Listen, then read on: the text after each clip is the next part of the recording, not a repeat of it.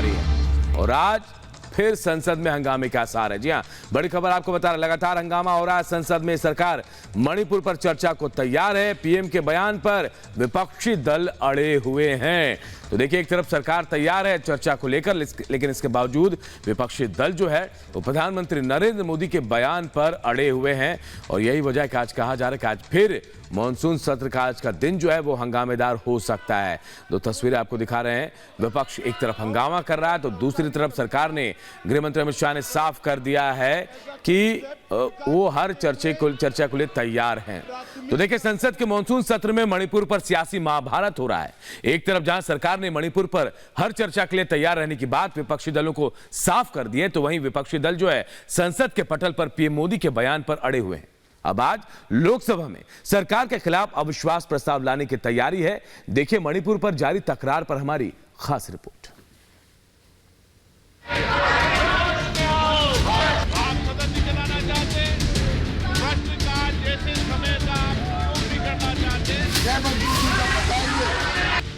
एक तरफ सिसक रहा है मणिपुर, दूसरी तरफ सियासत का शोर है।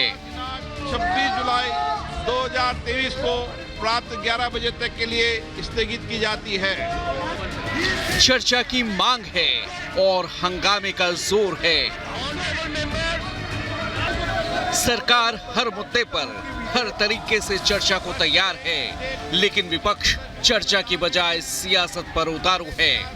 लोकसभा में गृह मंत्री अमित शाह ने कल दो टूक कहा कि सरकार को कुछ छिपाना नहीं है, हर मुद्दे पर सरकार चर्चा के लिए तैयार है। कि कितनी भी लंबी चर्चा के लिए मैं तैयार हूं। सरकार को कोई डर नहीं है। चर्चा जिसको करनी है मणिपुर पर, वो चर्चा करने आए। हमें कुछ छुपाना नहीं है। हमने दोनों विपक्ष के नेताओं को, मैंने आज पत्र लिखा है। मैं कहता हूं कि जनता आपको देख रही है, चुनाव में जाना है, जनता के खौफ को ध्यान में रखे। लेकिन विपक्ष मानव आपदा में सियासी अवसर तलाश रहा है।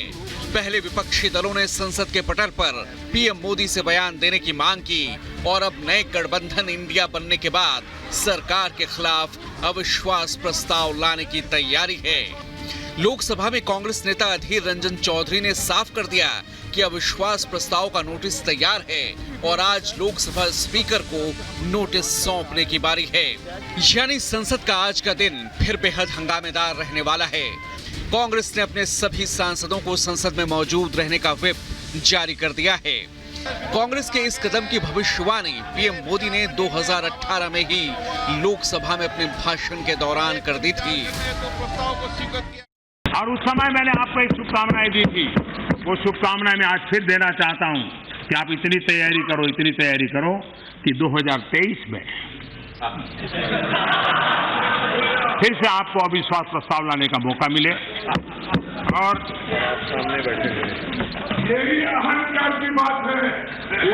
ये समर्पण भाव है, अहंकार का परिणाम है 400 से 40 हो गए।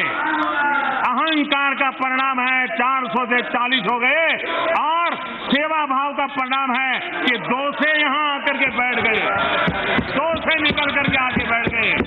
आप कहां से कहां पहुंच गए।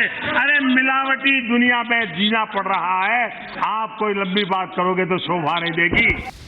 साफ है कि कल बीजेपी संसदीय दल की बैठक में जिस तरीके से पीएम मोदी ने विपक्षी गठबंधन के इंडिया नाम रखे जाने को लेकर प्रहार किया, उससे विपक्षी दल तिलमिलाए हुए हैं। मोदी सरकार को घेरने का हर मौका तलाश कर रहे हैं। अविश्वास प्रस्ताव के बहाने विपक्षी गठबंधन की कोशिश है कि पीएम मोदी को संसद में मणिपुर पर बोलने को विवश किया जाए। अविश्वास प्रस्ताव को विपक्ष बतौर ब्रह्मास्त्र इस्तेमाल करने जा रहा है।